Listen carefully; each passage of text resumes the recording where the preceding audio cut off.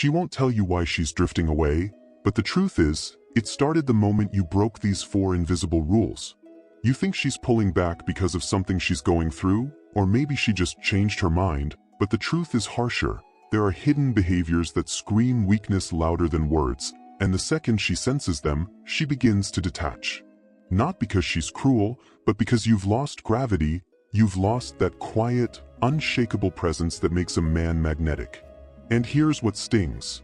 These things are so subtle you might be doing them without realizing. Before we dig into the first one, subscribe now, because you're about to uncover truths most men never hear until it's too late. First, you chase her validation instead of guarding your peace. When you text her just to see if she's thinking of you, when your mood depends on whether she responds with a heart emoji or a dry K, you've already lost. She might smile at first, but deep down she senses it, that your identity isn't grounded in who you are, but in who she thinks you are. This is emotional neediness in disguise, and it's exactly what Epictetus warned against when he said, "If you want to improve, be content to be thought foolish and stupid." He meant, stop trying to be seen as something. Be it. The moment you tie your self-worth to her attention, you place her above your own center of gravity, and the dynamic becomes inverted. She stops looking up to you and starts pulling away, wondering why your inner world seems to orbit hers. And the irony? The more you seek her approval, the more invisible you become. True attraction is rooted in presence, not pursuit. You lose her not because you cared, but because your caring revealed your dependency. You forget the secret every Stoic carried in silence, that needing nothing makes you impossible to ignore. That leads directly to the second silent killer. You break your frame for comfort. She tests you, not always on purpose, but instinctively. She wants to feel that your world is intact, even when hers is chaos. When you cancel plans to fit her new schedule, agree with things you don't believe just to keep the peace, or avoid small conflicts to appear agreeable, she doesn't feel safer, she feels less respect. Marcus Aurelius endured plagues, wars, betrayal, and loss, and yet never abandoned the throne of his mind. What's your excuse? If your peace can be bargained away in moments of uncertainty, you're not a man. You're an actor, playing one, and she can feel it in your silence, in your forced smiles, in the way your boundaries start to dissolve. She doesn't want you to break for her. She wants to lean on you without feeling like you'll collapse. The paradox is brutal. The more you try to accommodate, the more you seem incapable of leadership, and leadership, whether she admits it or not, is what keeps her drawn to your orbit. You think you're being kind, but Stoicism reminds us, virtue isn't passive. It isn't silence in the face of discomfort. It's choosing the hard thing when the soft thing tempts you. It's being firm in storm and calm alike. So when you shrink to avoid tension, you don't create peace. You create decay. And it always starts small. A lie you tell yourself, a moment you dismiss your instincts, a yes you didn't mean. And suddenly she's just not feeling it anymore. And you're left wondering what changed. What changed as you stopped being the mountain and started being the weather? Third, you seek control instead of embodying stability. Most men don't realize they're trying to control, because control doesn't always look like yelling or manipulation. Sometimes, it's subtle, asking too many questions under the guise of curiosity, checking her social media stories and feeling unsettled if she's seen but hasn't replied, trying to guess how she feels before she even says it so you can adjust accordingly. That's not love. That's fear. And fear is the opposite of Stoic strength. Seneca said, "We suffer more in imagination than in reality," and you live this every time your mind spirals into scenarios, trying to predict her next move instead of being rooted in your own. Women feel this. It doesn't matter what words you say, your energy exposes the truth. And nothing dries up attraction faster than the scent of insecurity. You don't need to know everything. You don't need to manage every variable. You need to be unbothered by what you can't control and completely responsible for what you can. That's the Stoic way. That's what makes her feel safe, not because you're clinging to her, but because you're immovable.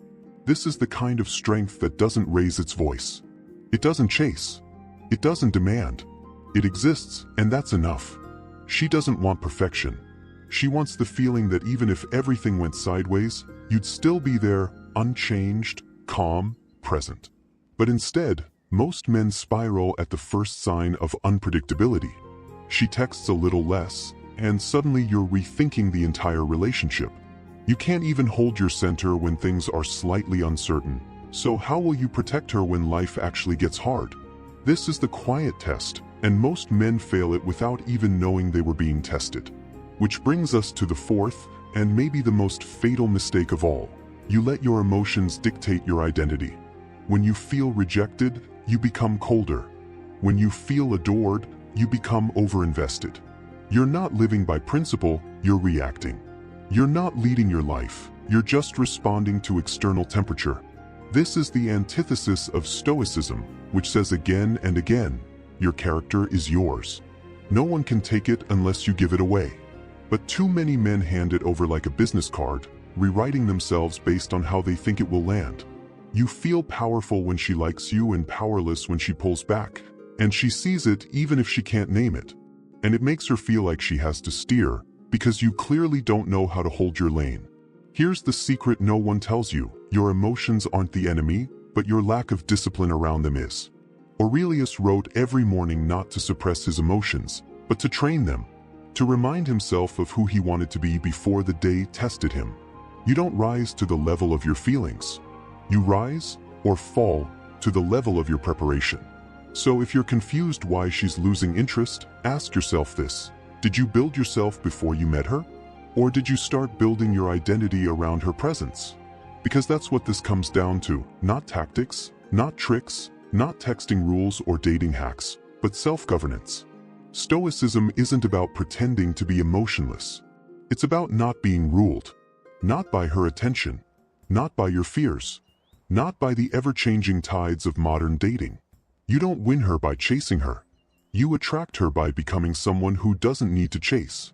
The quiet, calm, steady flame that draws people in without flickering. And this flame, your fire, is something you protect through discipline, through reflection, through owning your choices and sharpening your principles. You won't be perfect, but you will be present, unmoved, composed, magnetic. And that's what she's been looking for all along, whether she knows it or not. She didn't lose interest because you weren't good enough. She lost interest because you stopped being dangerous in the right way. You stopped radiating the quiet, stoic intensity of a man who owns himself entirely. You became soft, not in body but in energy. Predictable. Emotionally exposed. And the more she felt she could read you, the less she felt pulled toward you. There's a hidden rule most men never learn. If she can map you too easily, you stop being interesting. And if you stop being interesting, her biology starts screaming, "This man can't protect me from the chaos of life." Before we go deeper, subscribe, because what comes next will shatter your comfort zone. Let's finish what we started. When a woman feels your frame weaken, she doesn't always leave right away. Often she stays, physically, while her energy vanishes. You'll see it in the way she stops looking you in the eye. Stops initiating touch. Stops asking what you're thinking. That isn't mood. That's instinct. Her body knows before her words do. The man she once leaned on is now leaning on her. And no matter how modern she claims to be, her ancient mind doesn't respond to that with desire. It responds with retreat. And here's where most men self-destruct. They chase harder. They try to fill the silence with attention, validation, apologies, even flowers and plans. But it's already too late, because what she needed wasn't affection. It was tension. Not drama, but that sacred polarity that only exists when you're so deeply rooted in your own mission that she has to reach up to meet you. That's not cruelty. That's gravity. You don't build gravity by talking more. You build it by removing what doesn't belong. The oversharing. The subtle complaining. The energy spikes every time she texts, and the emotional crash every time she pulls away. A woman isn't turned off by your feelings. She's turned off by your inability to hold them without leaking. Stoicism doesn't teach suppression. It teaches mastery. And mastery isn't silence, it's structure. Marcus Aurelius wrote privately every day, not to sound wise, but to practice staying calm. Practice being immovable. Practice being sovereign. Do you? Or are you waiting for a crisis to test your spine? You want her to admire you? Then become a man who does the work when no one's watching. When she's ghosting you. When she's posting thirst traps that feel like weapons. When your ego begs you to text, to explain, to plead. That's your moment. That's the arena. And most of you fail. You fold. You send 3 messages in a row. You say, just tell me if I did something wrong. And in that instant, you make her the leader. You kneel at her emotional throne. And whether she says it or not, she resents you for it. Because a woman doesn't want to be the one holding the torch. She wants to follow your flame. But your flame is flickering, weak, desperate for oxygen. And no woman will give you the breath you should be creating yourself. That's your job. No one is coming to rebuild your masculine core. Not her. Not your friends. Not even your therapist. This is a war of one. And your weapon is consistency. Your shield is discipline. Your fortress is your refusal to be moved by anything except principle. This is why Stoicism was forged in hardship. Not because life was easier back then, but because men were taught to suffer silently, deliberately, honorably. You don't broadcast your breakdowns. You contain them. You transmute them. You turn loneliness into art, rejection into redirection, silence into structure. But instead, you spiral. You look for signs. You beg your friends to analyze her last text. You scroll her social media like an addict. And all the while, your power bleeds out through your fingertips. And you wonder why she stops feeling you. Here's the brutal truth. She doesn't want a boyfriend. She wants a portal. A man who awakens something in her. A man who doesn't just make her feel safe, but makes her feel challenged to rise. Do you do that? Or do you fold at the first sign of discomfort? Do you confront her with clarity when she's vague? Or do you accept confusion as your new normal? Do you protect your time, your rituals, your body, your goals? Or do you make space for her at the cost of your own throne? A real man isn't fearless. A real man feels fear and keeps walking. You say you want her to respect you. Then show her you respect yourself. That you don't compromise your mornings for her texts. That you don't cancel your workouts for her mood swings. That you don't skip journaling just because she FaceTimed late. That you don't become water unless it's to put out your own fire. Everything in your life should signal, this man is going somewhere, with or without you. That's the paradox that reignites her interest. It's not in your words. It's in your posture, your silence, your standards, your presence. And if she doesn't feel it, if she doesn't rise to meet it, you walk. Not because you don't care, but because you care too much about the man you're becoming. The truth is, the most attractive men aren't the best looking, the richest, or the smoothest. They're the men who have direction. You don't need to be a philosopher. You don't need to quote Seneca or build an empire. You just need to be the kind of man who wakes up and says, I don't chase. I build. I refine. I ascend. And when a woman sees that, feels that, she doesn't lose interest. She leans in. She tests. She plays. But she never forgets that this man, this quiet fire, this walking contradiction of stillness and strength, is unlike anything she's known before. You want to be irresistible? Then stop being predictable. Let her wonder where you're going next. Let her feel the silence. Let her miss your gravity. Not because you're playing games, but because you're too consumed by purpose to entertain anything that doesn't amplify it. That's what Stoicism looks like in the real world. It's not cold. It's contained. It's not detached. It's directed. It's not heartless. It's honorable. And in a world full of reactive men, emotional messes, and digital chaos, a man who walks with quiet poise becomes a myth. A legend. A force. You want to be remembered? Then stop trying to be loved. Become undeniable. Build your character in solitude. Test it in discomfort. Reinforce it in silence.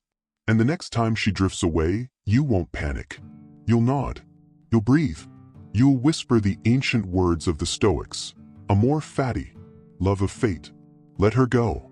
And if she returns, she'll find a man transformed, not because of her absence, but because of your unshakable choice to rise in it. Subscribe now, because if this shook you, you're finally ready for what comes next. The full code of masculine poise, forged in fire, silence, and unapologetic truth.